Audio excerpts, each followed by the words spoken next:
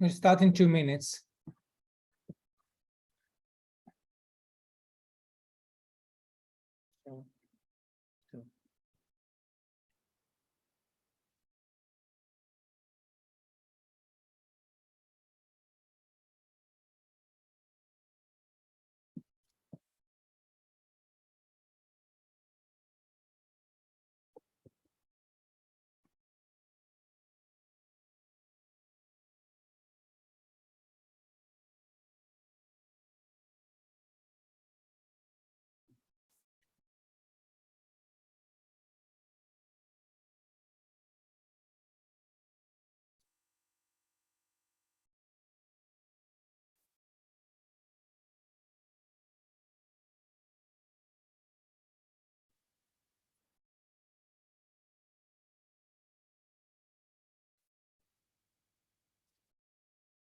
Okay, so we'll start. Good evening, everybody. Adi and I are delighted to have Dr. Mateo Cris, the director of Vitre Design Museum, this evening with us to tell us a little bit more about this wonderful museum. We'll now go to Adi for some Hebrew instructions and requests, and then we'll start hearing Mateo. Adi, here you go. היי, שלום, ערב טוב לכולם, איזה כיף שפיניתם את הזמן ככה להגיע להרצאה ולשמוע את מתאו. Thank you, Mateo, for this lecture that I'm sure going to be very, very interesting, and I'm looking forward to hear it. כמה דברים ככה, גם מבחינת הפורום שלנו, אבל גם באופן כללי, לקראת סוף השנה, 2022, בנוגע לאיקום בכלל. אז קודם כל, ככה בטח שמתם לב שהמפגש הקודם שלנו היה באפריל, ואנחנו כבר בנובמבר, עבר קצת זמן. יחד עם זאת, יש לנו עוד מפגש בשבוע השני או השלישי של דצמבר, שאנחנו נפרסם אותו ממש בקרוב, גם הוא יהיה בזום, מהסיבה הפשוטה שאנחנו נערך שוב אורחת מחול, מוזאון שונה לגמרי, ואני בטוחה שגם יהיה מאוד מעניין, אז ככה תישארו, שימו לב לניוזלטר וגם להודעות בפורום, אנחנו ממש בקרוב נפרסם את זה גם. ובנוסף מלבד הפורום שלנו, יש עוד כמה אירועים עד סוף השנה, עד דצמבר, גם בפורומים השונים האחרים, יש איזשהו ככה ריכוז לקראת, בחודשיים הקרובים, אז באמת כדאי לשים לב כדי לא לפספס, יש דברים מאוד מעניינים, שאני בטוחה שיענו אתכם בקולגות שלכם. ודבר נוסף, ככה גם מטעם האיגוד בכלל, אנחנו רק נזכיר שהתחילה הרשמה לשנה הבאה, ל-2023, כבר עכשיו, אז כדאי ככה להירשם, אם יש אנשים אתם יודעים שמעוניינים ושנה שעברה לא הספיקו, אני באופן אישי יש כמה כאלה שפספסו, אז אולי כדאי באמת להזכיר מראש, ככה כדי שאפשר יהיה לנצל את זה החל כבר מינואר. וזהו בינתיים. אנחנו נשמע את מתאו ואחר כך באמת יהיה קצת זמן לשאלות, לאיזשהו דיון. חלק מהשאלות אנחנו נשאל, חלקן גם באמת עלו בטופס וחלק זה שאלות שלנו. ואנחנו נקווה שיהיה עוד זמן לשאלות ככה שבאופן ספונטני יגיעו מכם, וזהו, אז אפשר להתחיל אני חושבת. Thank you, Adi. Mateo, the screen is yours.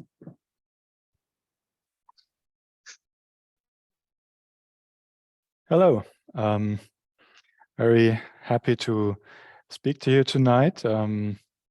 I'm Mateo Cris, and I'm the director of the Vitre Design Museum, which is a museum that some of you may know because of its architecture or because of its traveling exhibitions, because we do exhibitions that are also shown in other museums around the globe. And today I want to speak a bit about what is characterizing our museum. In terms of an institution, in terms of our concept, also the development over time, the history of our museum, and the exhibitions we are doing.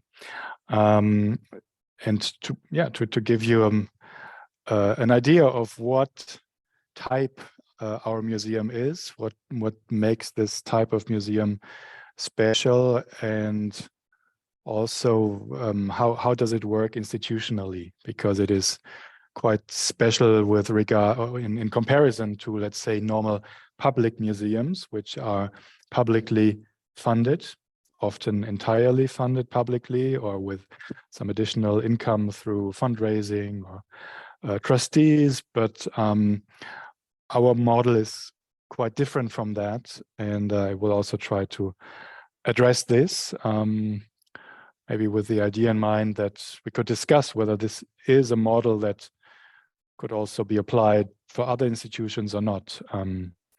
That can be discussed openly. So I now go to the first slide so that you see some images. So trying to... Sorry to say, there's a small delay, so please bear with us due to some internet connection. Clicking on the... Yeah. Now it's working. Okay. Now you see the image? Yes. Okay, so that is our museum. It's a building by Frank Gehry, American architect, who built this museum building in 1989, the end of the 1980s. It was his first building in Europe. Before that building, Frank had only built in California, also in quite a different style, which looked more collage-like. It was more colorful. This building, I would say, in Frank Gehry's whole oeuvre, is a rather, I could say, classicist building compared to other buildings that he realized. And the museum came about because the company Vitra is a furniture manufacturer that was located on the site of that museum since the 1950s. And there had been a fire in the early 1980s, which had burned down much of the production facilities of the Vitra company. And that brought Vitra to the idea, or especially the Vitra owner family, Rolf Fehlbaum, who was then the CEO of Vitra, the son of the Vitra founders. He had the idea to rebuild the Vitra site, the factory site, with different architects. The first architect he called was Nicholas Grimshaw, and then he met Frank Gehry through Claes Oldenburg, the American pop art artist. And Gehry gave Rolf Fehlbaum the idea to not rebuild the campus with only one architect and not with a homogeneous master plan, which is the usual way to proceed for corporate building, but to call different architects for different buildings. And of course, that was a smart move from Frank Gehry, because that offered himself the opportunity to be able to build for Vitra as well. And Rolf Fehlbaum had a small furniture collection in the 1980s that he had gathered not very intentiously, but works by Alvar Aalto, Charles Eames, Jean Prouvé, and he needed a building for those objects. And when Frank Gehry was commissioned to design a factory hall on the campus, he was commissioned to also build a building for the furniture collection. So the building that we see now, which is now the main building of the Vitra Design Museum, was initially commissioned as a shed, as a collection building for Rolf Fehlbaum's private furniture collection, not for a building for temporary exhibitions. But then the first director, who was appointed by the Vitra Design Foundation that had been founded in the meanwhile, was Alexander von Fegesack, and he came up with the idea that in this building is far too amazing to only host a permanent collection, so we should start showing temporary exhibitions in that building. So we started to present exhibitions that were sourced from the collection or from loans since 1989, actually since the first day of the opening. So it was never really used as a collection building. This is the general site. So you see the museum building on the front left. And this is how the campus looks today. It has grown over time. In the early 80s, or in the 80s, there were only 2 factory halls, which are the 2 big buildings which are next to the Frank Gehry building. But anything else that you see, the round building in the back, the pile of houses in the front by Herzog and Dümmeron, the tent by Buckminster Fuller, the red brick building by Alvaro Siza, these are all buildings that came afterwards, since the 1990s. They were added step by step. But the 2 factory halls and the museum building were really the starting point for the campus. In the back, you see a city, which is Basel in Switzerland, but the whole campus is on the German side. So you have to imagine between the campus and the city of Basel in the back, there is the German and Swiss border. And in equal distance, about 2 kilometers to the right, there is the border to France. So the campus and the city of Weil am Rhein is really the utmost southwestern city of Germany.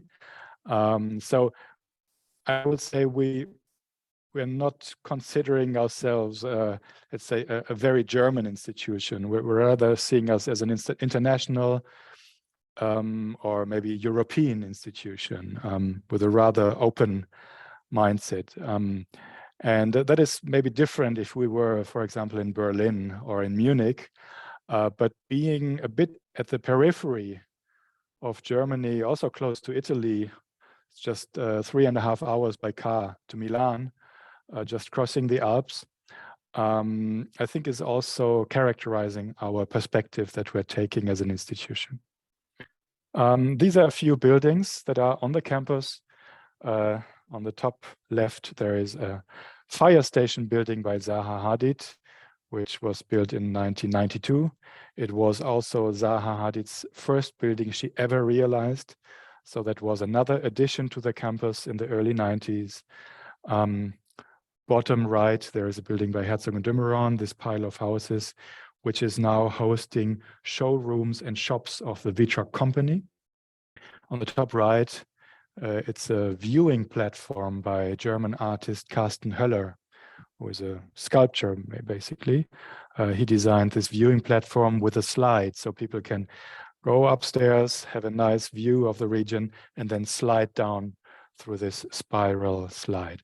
And on the bottom left, there is a building by Tadao Ando, the Japanese architect, which is hosting a conference pavilion. So these are just a few buildings that make this campus a kind of unique agglomeration of contemporary architecture, I would say. We sometimes compare it to the Weissenhof Siedlung, which was a settlement in the 1920s that was initiated by the German Werkbund, close to the Bauhaus, which was a similarly dense gathering of contemporary architecture, comparable to what we have. So we see that the campus also is offering beautiful landscape for outdoor festivities. We have a big party every year during Art Basel.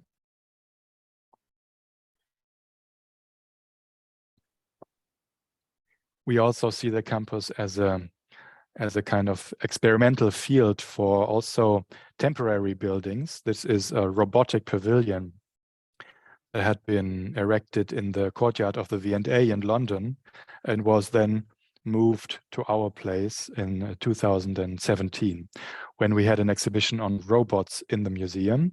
And then this robotically fabricated building was a very suitable addition on the campus. This is Frank Gehry when the museum was developed in the late 1980s. This is how it looked very soon after its completion. So still very pure and clean, but we see this building and we use it as a real, I would say, as a living building, no? That also can change its face from exhibition to exhibition. Oh, these are some other pictures from the early days of the museum. So you see that there were gatherings in the front. There is Philip Stark making the clown, as always. There's also Ron Arad in the back and a chair of his in the front. There's Frank Gehry. There's Rolf Fehlbaum in the middle smiling. So I would say that the museum also emerged out of the design and cultural scene in the late 1980s, and a lot of the designers who were then really essential for design were involved or were close to the museum at the time. This was the opening night. Everybody looks very serious and nervous.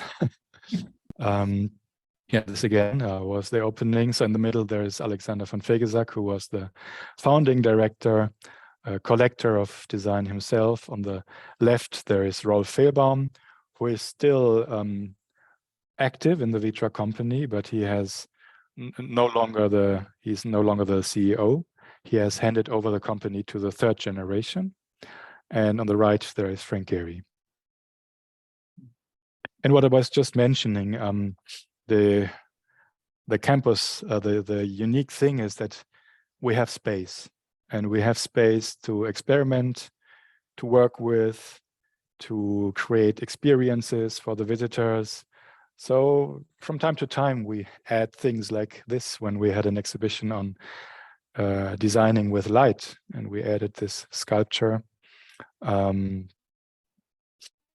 We had this when we had an exhibition by the Campana brothers from Brazil, who came up with this idea of having this strange installation that people had to cross when they wanted to enter the museum. You see that there was a fire issue with these security things. And that brings me to speak about a few exhibitions. In the beginning, the exhibitions were still very simple. You see white podiums and objects on it.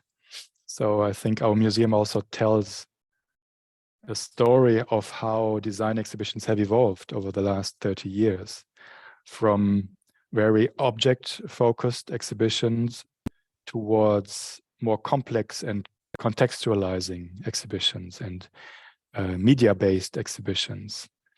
Another early exhibition, I think we did one of the very first exhibitions by Ron Arad, of course, whom you know from his buildings in Israel.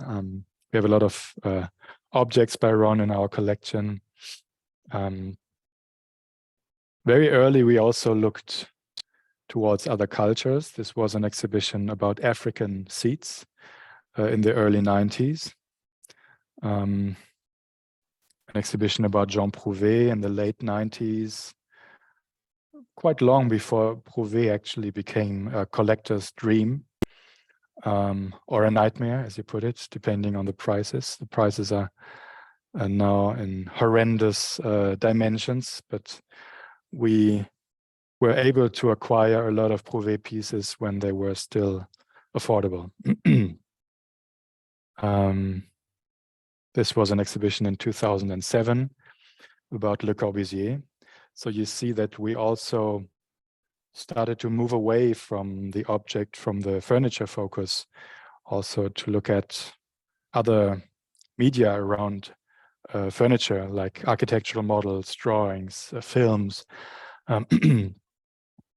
This was an exhibition on Louis Kahn in, I think, 2012 or 13. Sorry.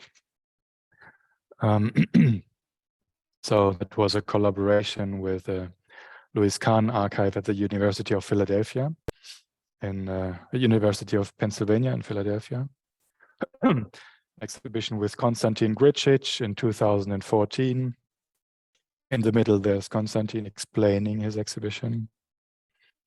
This was an exhibition in 2015 about a new generation of designers from the African continent called Making Africa.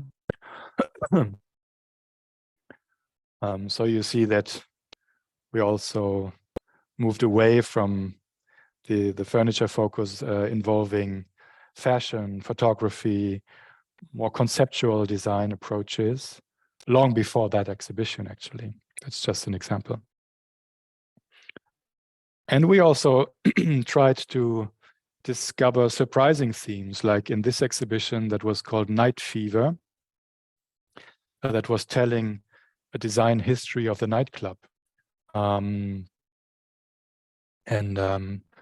Sorry, that was starting from the idea that nightclubs are a kind of Gesamtkunstwerk in which interior design, architecture, light, fashion, music have a relation. And that is the same exhibition. Sorry.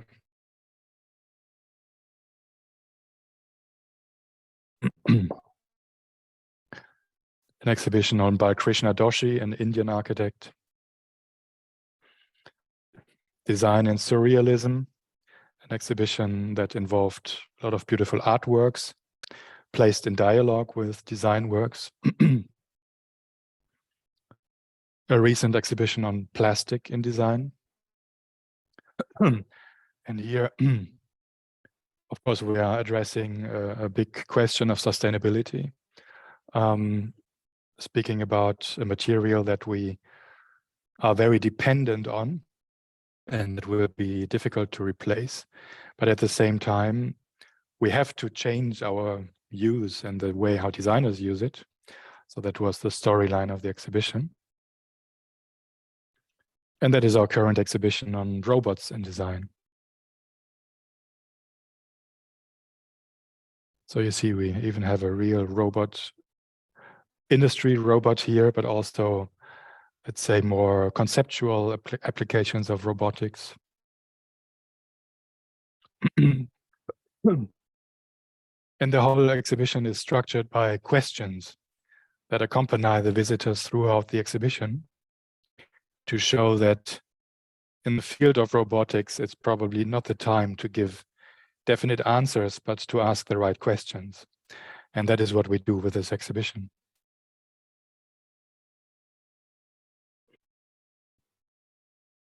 Many of these exhibitions travel to other museums around the world. So that is an important part of the way how we finance our activities. We have a collection that has grown since the museum has been founded.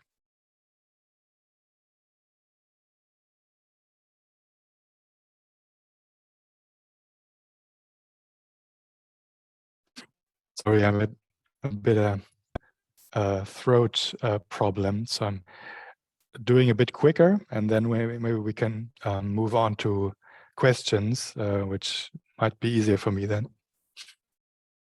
So having this beautiful collection as well, we thought about a new building in 2015,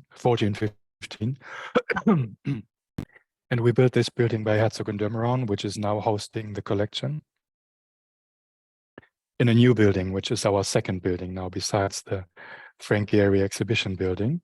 And there we are showing about 400 pieces of the collection, which includes about 7,000 pieces in total.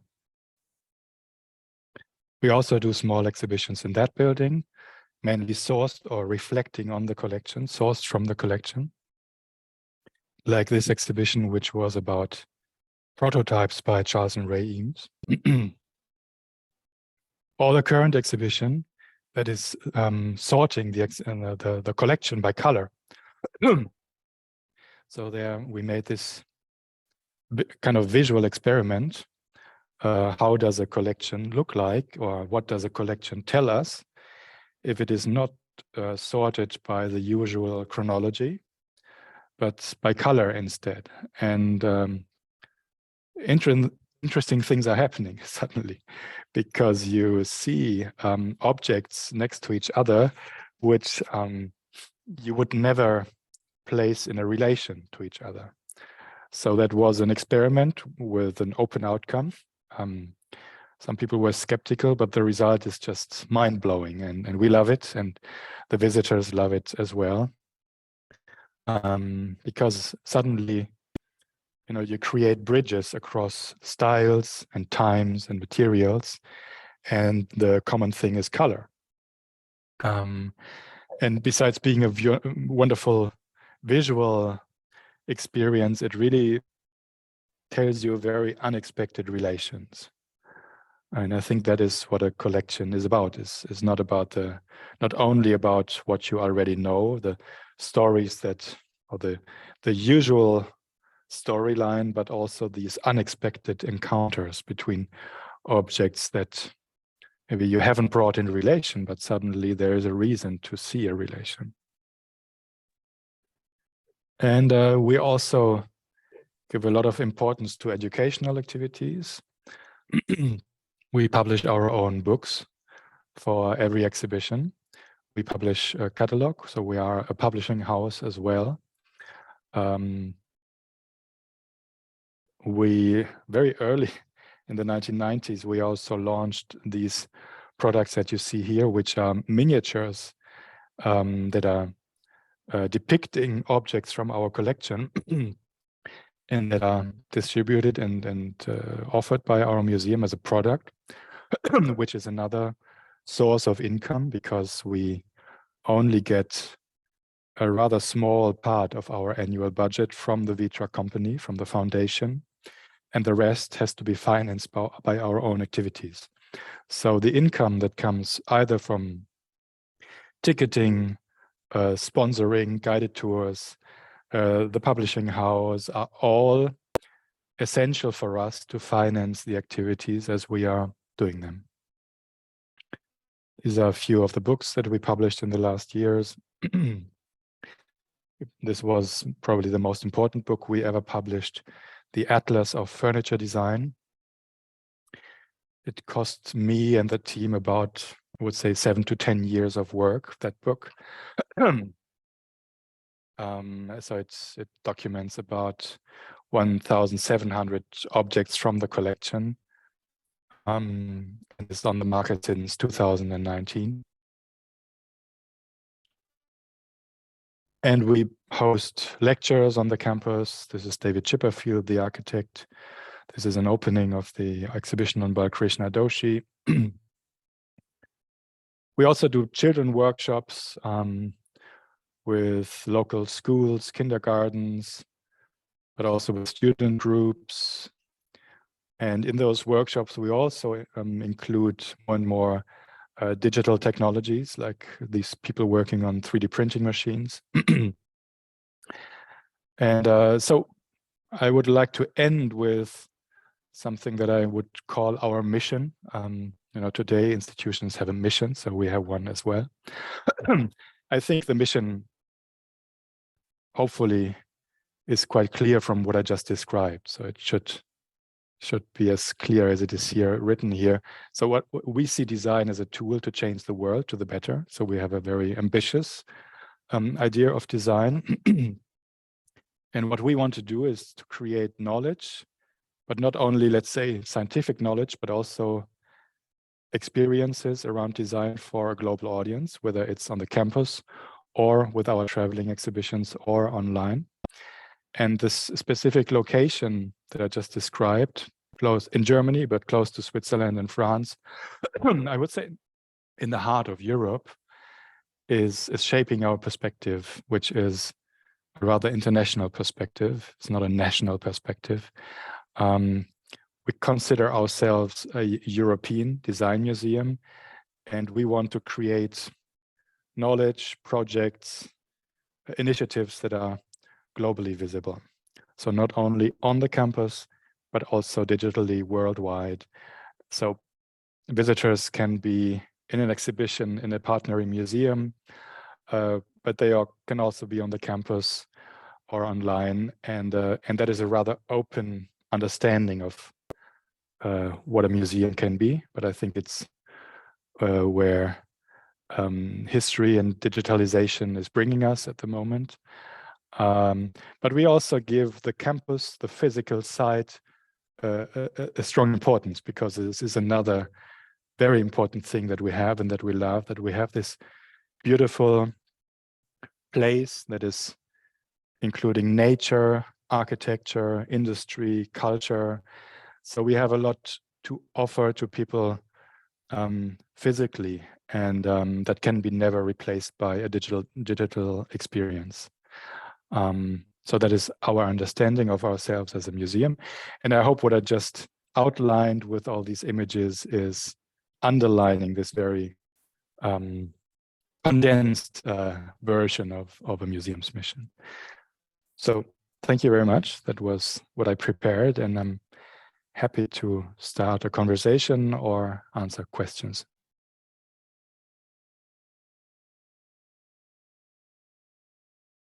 Thank you very much, Mateo. I think you can stop the sharing, so maybe that also will allow people to see each other. From a personal point of view, I've been to the museum itself, and I recommend to go there at least once. It's an amazing campus, and it's an amazing experience. Worth the travel, if you ask me. I would like to start with a general question regarding the exhibitions. First of all, I think it would be very interesting to know when you've decided to start traveling your exhibition. When was that decision was made? And also, from a timeline perspective, could you identify or point out changes in the way you curate an exhibition, design exhibition? Because you mentioned it in your presentation about that you started with furniture, but then you expanded the issue that you're dealing with. But I would like to hear more about the change and how it was made. Yes, good question. I'm happy to answer it. I would just like to add something which I forgot and which is very important to me, Toma, because we also spoke about it in the preparation. You know, as I described, our museum emerged from the initiative of a commercial company, a furniture manufacturer, Vitra. But we do not consider ourselves a corporate museum. I would define a corporate museum as a museum that is focusing only on one company's history, collecting only this company's products, exhibiting those products. Like in Germany, there's the BMW Museum or the Porsche Museum. You know, these are corporate museums because it's all about this one brand. We are collecting design objects from any manufacturer from the last 200 or 250 years.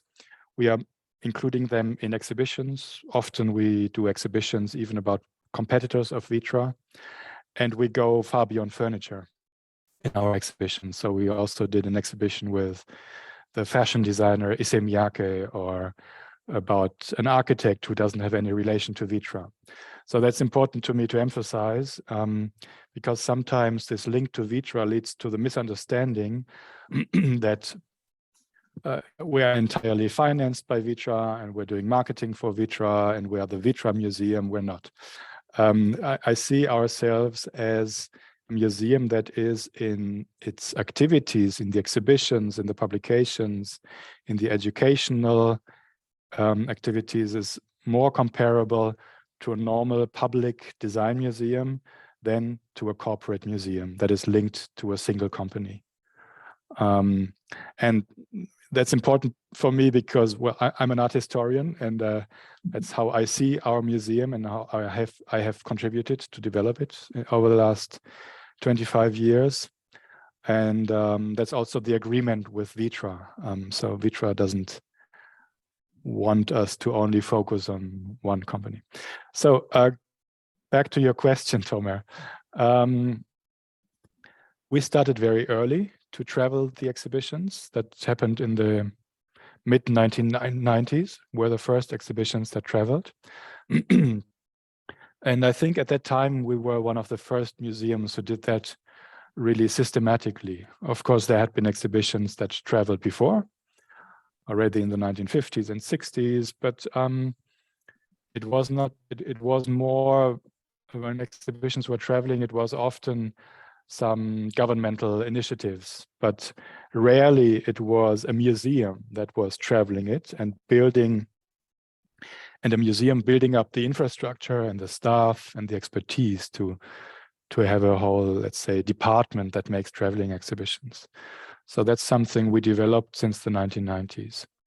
And the exhibitions changed, yes. In the first years, there were mainly exhibitions with furniture. I would say in the second half of the 1990s, the exhibitions became more complex, involving more media, not only digital media, but also involving more, like an exhibition on Frank Lloyd Wright that was showing Frank Lloyd Wright's, of course, not only his furniture, but also his architecture and drawings and films about the buildings, etc. So exhibitions were involving more media. That happened in the 1990s. I think in the 90s, this was the general tendency in the museum world, that exhibitions became more complex, more ambitious. I think it was also the era when this, this term of the blockbuster exhibition was created. I mean, our museum was never aiming for blockbuster exhibitions. We're not in Berlin or Paris or London, but we're happy if an exhibition is very well visited, like the Corbusier exhibition or so. But but yes, of course, the ambition that we put in an exhibition is raising with, we're learning, we're developing, we're working with other partners. And also we started working with great institutional partners in the 90s already, with the Centre Pompidou, with American museums, with Japanese museums. So of course, that was for us as a museum that was super young, end of the 90s, we were 10 years old as a museum. And it was great to be able to bring an exhibition to the Centre Pompidou. I mean, what an honor. And so, so we developed, and that continued over the 2000s. I think another change that was happening was that in the 2000s and the 2010s, we started to move away a bit from those monographic exhibitions, person-focused exhibitions. In the 90s, it was a lot about the big names, Werner Panton, Charlotte Perriand, Jean Prouvé, etc. Again, I think it was the spirit of the times. But then in the 10s, also when I took over the directorship from Alexander von Fegesack, who was my mentor before, I have to say, one idea was that we didn't want to be caught in that trap to only do one big name after the other, but also show that design is about very relevant themes, not only about names. So then there were more thematic exhibitions about the Bauhaus, about design from Africa, about plastic, about robotics. So what I wanted to bring in as my personal focus was to show that design is really a very important factor in society. And I think that can often be better examined in an exhibition with a thematic approach than with a monographic approach. And at the same time, I think over the last 10 to 15 years, again, this was the development that the whole discourse about design took.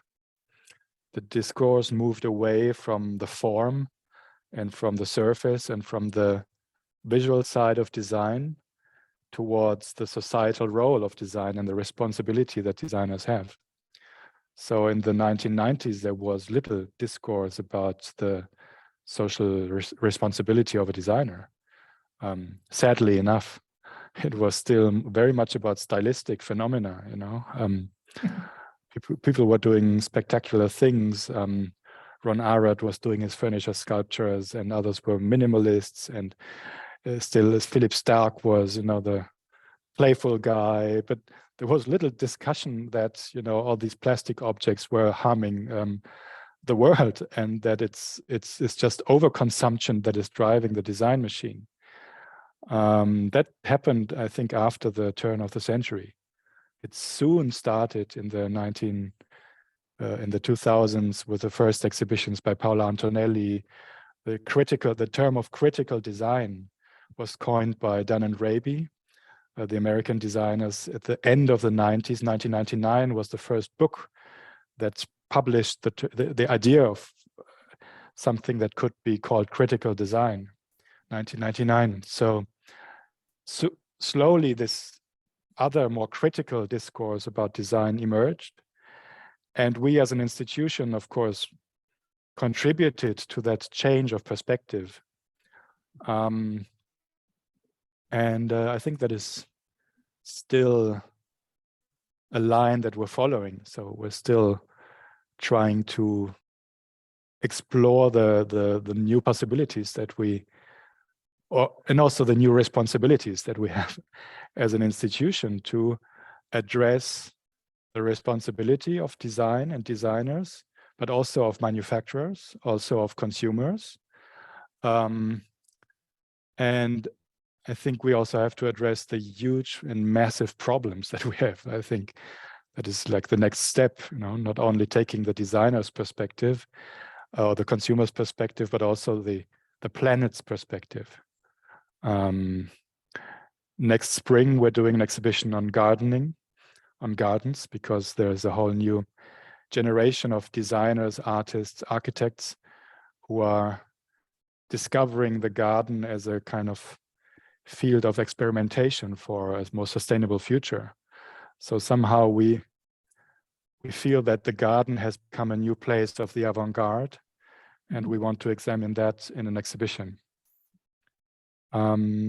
So yeah, I think the world is always changing and the exhibitions are always changing, and trying to set new stimuli for the discussion. Thank you for that. Adi, I believe you have another question also for Mateo. And just one more question from my side, sorry. Do you add to your collection everything that Vitra is producing, or as a furniture company, or you have your own, let's say, choice in that? No, we select from Vitra as well as we select from any other manufacturer.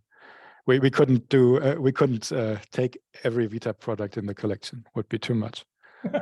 No, there is a strict selection. I mean, there's a lot of pieces that Vitra would not expect to get into a design collection. We're as critical with Vitra as with any other producer. Yeah. Thank you. Adi?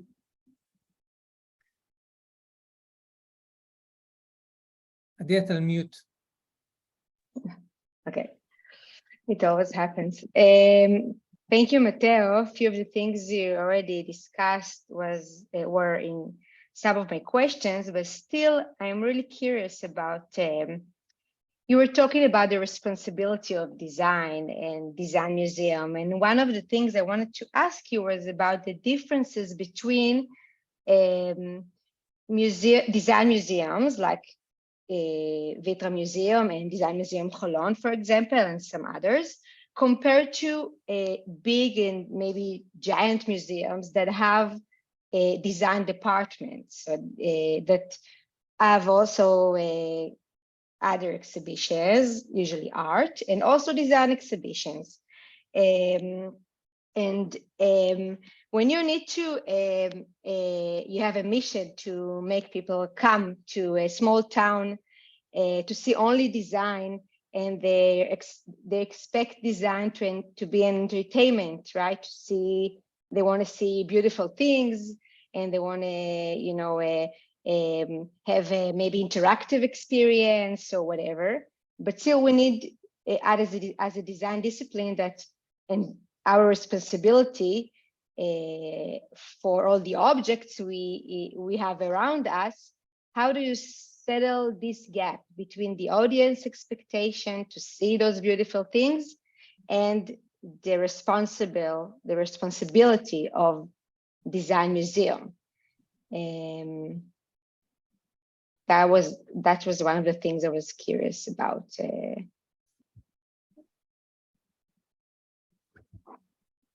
says we want to make popular exhibitions. We don't want to make exhibitions for the inner circle or an expert community. I think that's different from maybe a few other museums who are, not so much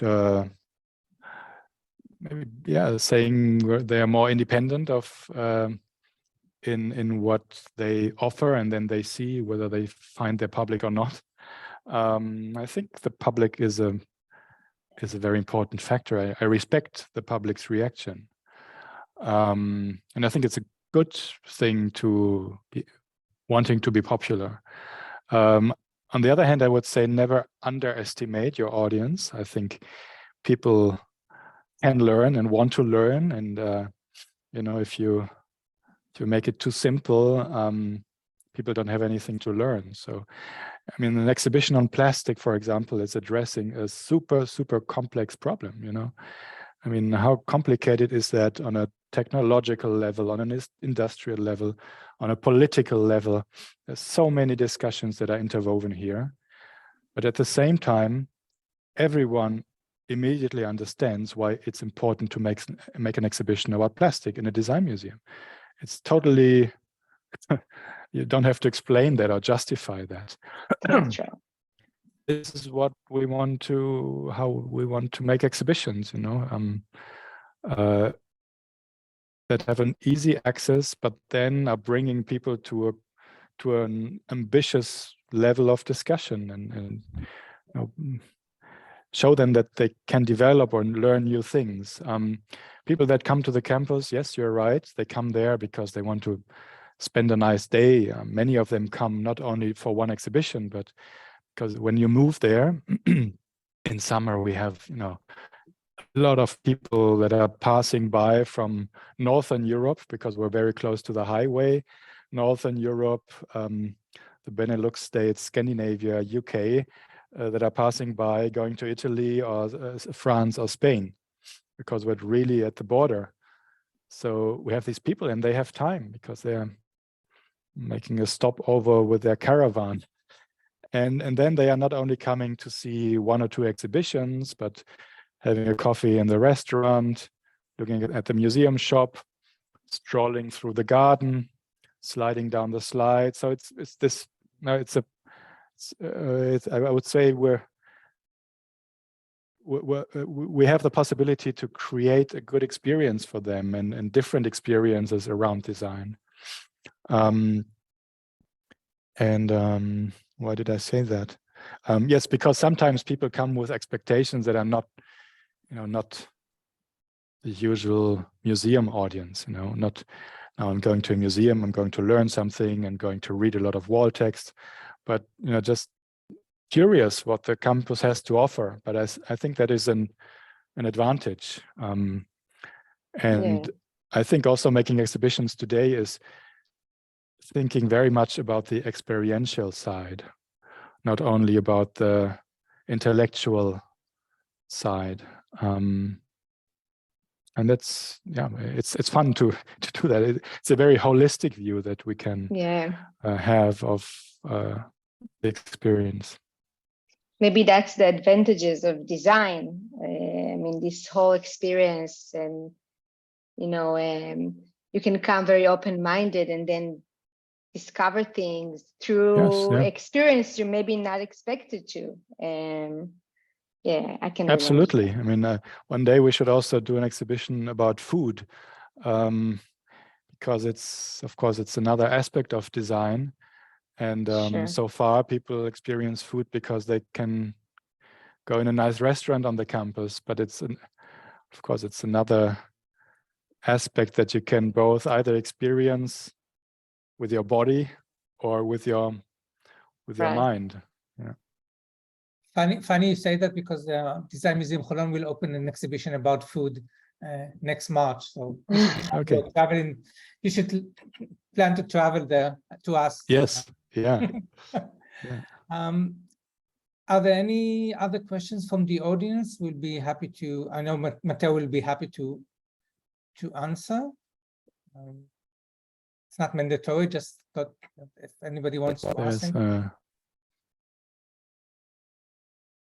Someone raised her hand. I didn't see any.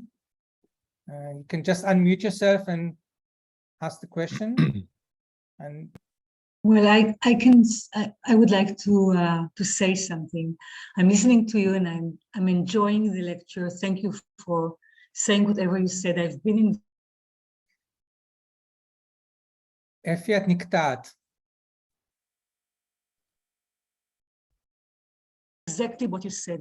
I was trying to remember, what did I see inside the exhibition? It was like 6 years ago, and I can't remember, but I could remember all the site. I can remember walking between the architectural areas, and there was also apple trees over very close, and it was beautiful there. So I really think that in a way it's so far away of the way we are living in, because we are living in such an urbanic area. Israel is so tensed. It's very hard to understand the whole thing that you were talking about, and thank you for lecturing that way. The only thing I can think about is how hard it is, and it's a question, to make a good exhibition, to curate an exhibition that will stand, because there are so many things outside and the architecture is so strong. Maybe also in the Design Museum of Ron Arad, they have the same problem in a way. So is it a problem? Do you feel that there is a tension between the inside and the outside? Thank you for that question. It's no, I would say answer no, because I know exactly what you mean. Of course, the building looks sculptural. It looks like let's say the visual effect is more important than the functionality as a museum. But it's surprisingly, it's really not the case, because inside, if you remember, you went inside, the 4 main exhibitions rooms that we have in the Gehry building are rather simple white cube buildings, boxes. So that's different in a few other buildings by Frank. You know, the Guggenheim Bilbao has undulated walls. I mean, it's difficult to make exhibitions there. But in our museum, that's why I call it, I think it's a lucky case of a rather, inside the building, the idea of the white cube is rather present. And you don't expect that from the outside. Because you think, wow, that's a sculpture of a museum. But if you analyze it architecturally, you will see that what is sculptural is happening 5 meters and higher, you know, above. And so the walls are really rather plain. You have good light, and that makes it rather easy to do exhibitions there. And the sculptural effect is happening more on the ceiling and with the light that is coming down and so on. So that's why I would say the architecture of Gehry is not posing a lot of problems making exhibitions there. Of course, you want to do exhibitions that enter in a nice dialogue with the architecture. That is another thing. And sometimes that is working better, sometimes not, but I usually don't see it as a limitation or as a challenge. It's working quite well. Shelley, I understand you want to ask a question? Yes, please. I think I have few questions, but I won't bother too much. I wasn't in the museum yet. I hope I will be there. And I wanted to point one thing that disturbs me in a way in every design museum. I'm thinking about the potential audience who is coming to the museum. Usually it's people who are working in the design field, who are interested, or people from the art world. But if I'm thinking about the ordinary people, the ordinary man, what they think about a design museum. It's a nice place that we can enter, see nice things or unnice things, pretty or not pretty. And what you mentioned, for me, is the most important thing. Is that, for me, what I would expect that a design museum will deal with, not only the design, the shapes, etc., in the different fields, but the political issues, the economic issues, the ethical issues, hierarchy in society, because when we think as laymen about design, design is for the elite, is for the bourgeois, for the upper classes. It's not for the ordinary and poor people. I hope that I understood. And when I'm thinking about going to a design museum, and I know few people who go or people who don't go or never have been in a design museum, and I'm talking about Israel and maybe the design museum in England or in other countries, the majority of the people are not going to design museums, according to my view.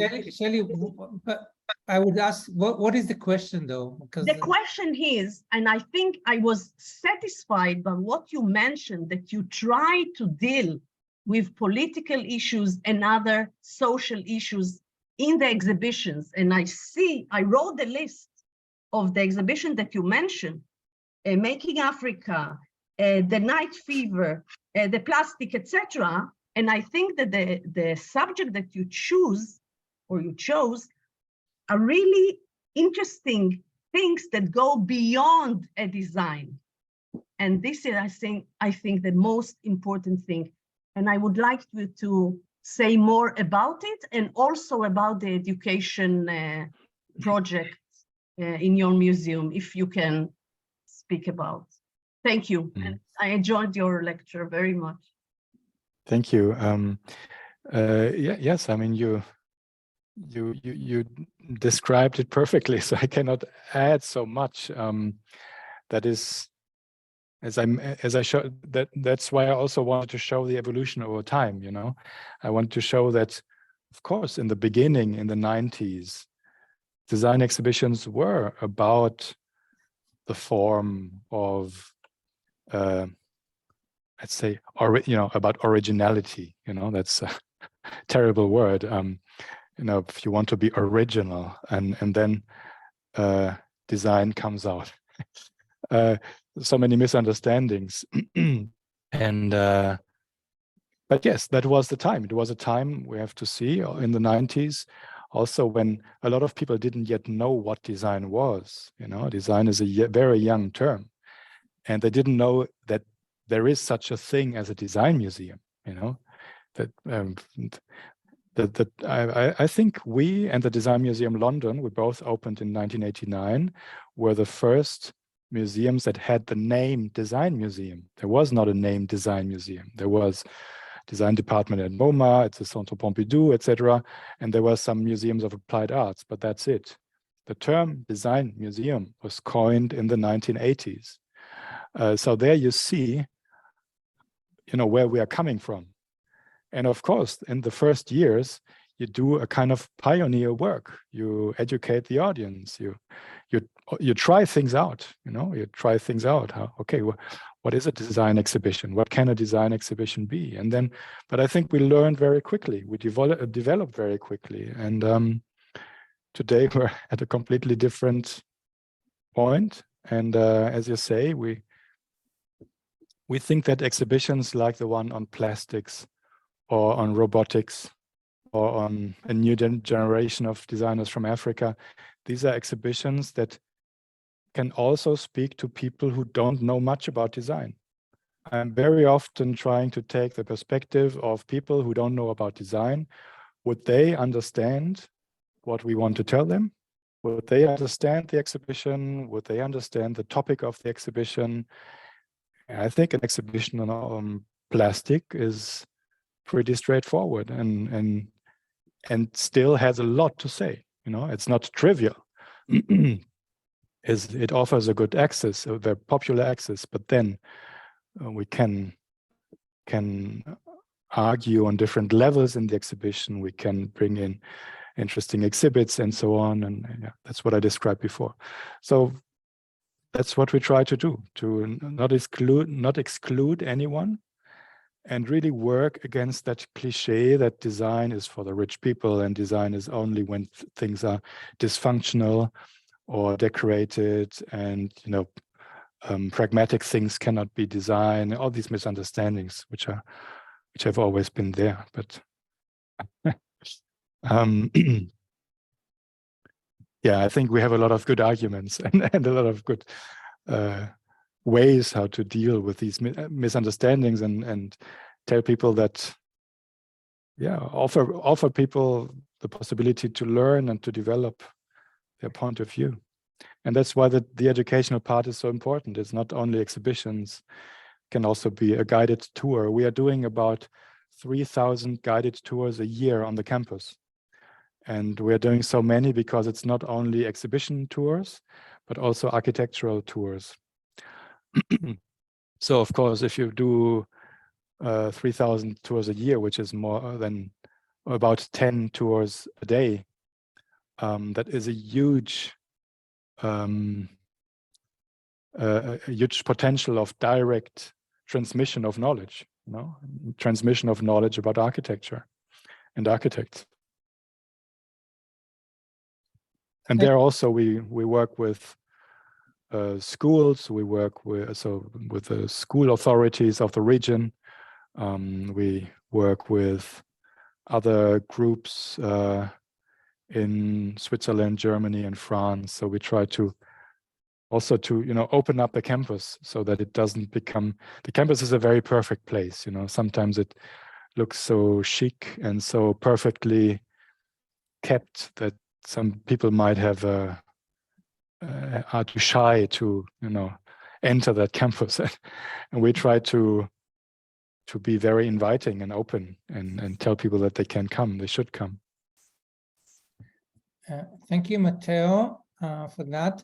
Do we have any other question from the audience or the participants? And then, Noga, you want to ask something?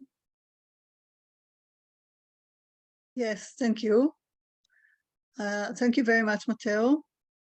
I used to work as the curator of the Israeli Diamond Museum, and I find myself defend a lot of time when people said, oh, it's a commercial thing, it's a business.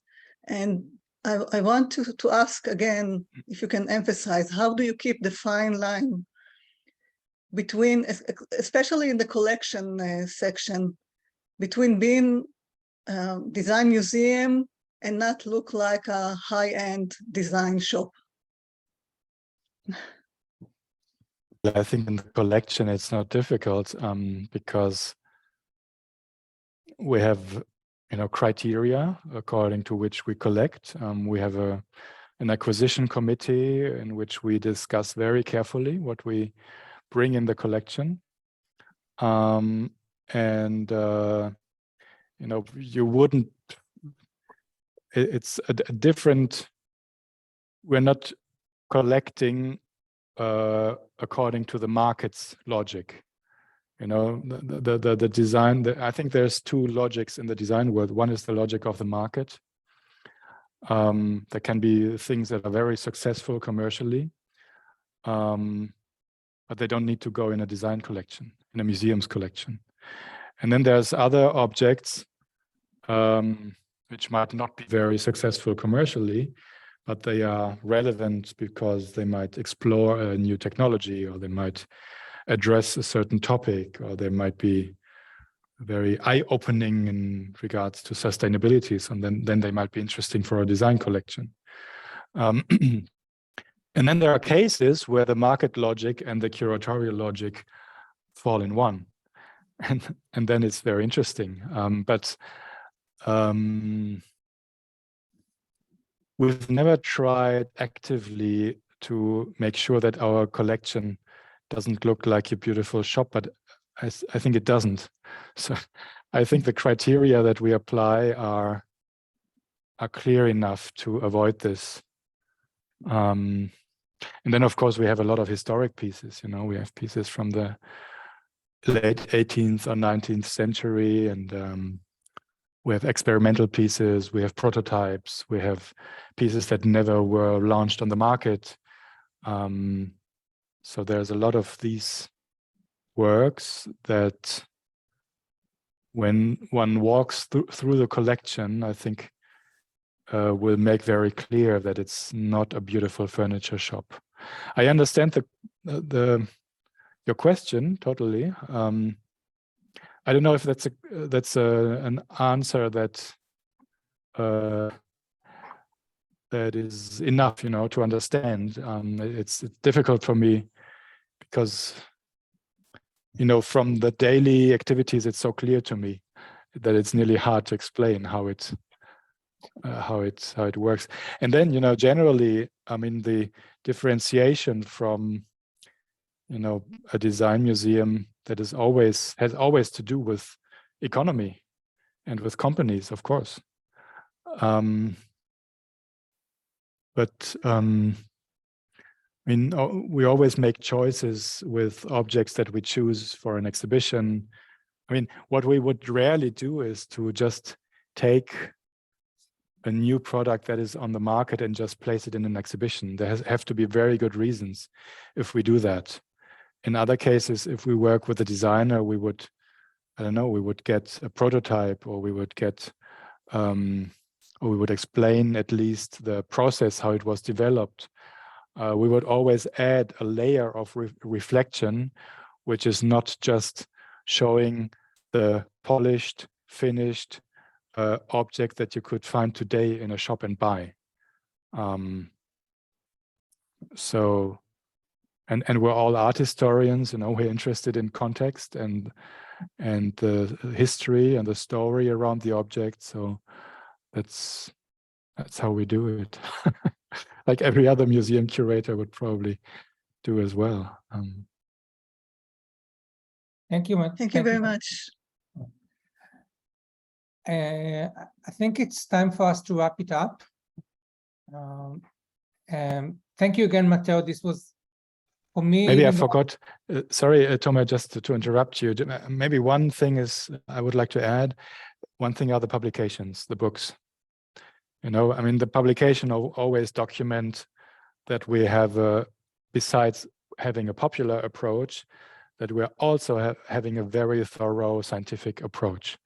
And so we do books that are, I would claim, you know, compared with many other design museums that are rather serious in terms of, you know, research and footnotes and bibliographies and all this scientific apparatus that we do. So we're, in that sense, I think we're also a bit old school, you know, we love books and we think that books are important and we believe in the book as a tool to convey knowledge.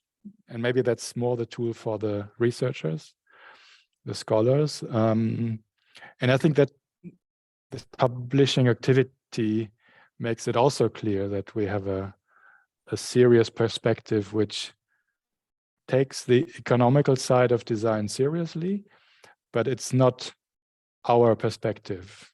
We're not a producer, we're a museum, and we take a step back and take a distance and look from a museum perspective at the world of design. Thank you very, very much. I think it was interesting in ways I couldn't have expected. And thank you for the effort and putting up with all the logistics that happened backstage. And I hope we'll be able to repay you in some way in the near future. Hopefully you'll be coming to Israel sometime soon. I hope so too. Thank you also for all the participants, and of course for Ecom for allowing us to do this kind of events. And have a good night. Thank you. It was a very big pleasure for me to talk to you all. Thank you very much. Thank you for your questions. Yeah, well, it was really a pleasure, and I was enjoying the whole lecture. So when I come to Israel, I might meet some of you. So I'm really looking forward. It's been a few years that I've been to Israel, but I always love going there. So hopefully very soon. It was fun. It was great. Thank you very much. Thank you very much. Have a good Thank you, evening. Mateo. Bye bye. Bye bye. Thank you, Bye-bye. תודה רבה. ביי, לילה טוב. Bye, good night. Bye bye. Thank you. Bye. Bye.